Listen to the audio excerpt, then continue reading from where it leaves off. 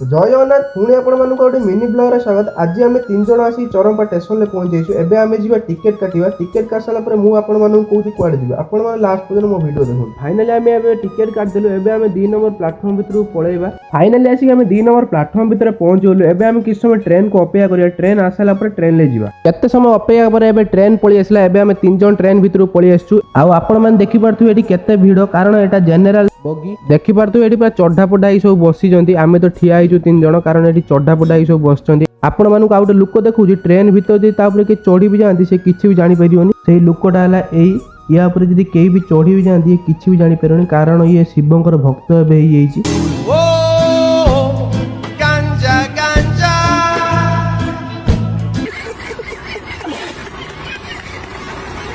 एते समय ट्रेन ले छिड़ा हला पर फाइनल आसी हमें पूरी रे पहुंची गलु। आपण मानु जदी वीडियो टी टिके भी भल लागि तो लाइक कमेंट शेयर सब्सक्राइब करिए। मु रहउची पुणी देखा पार्ट 2 रे। जय श्री राम।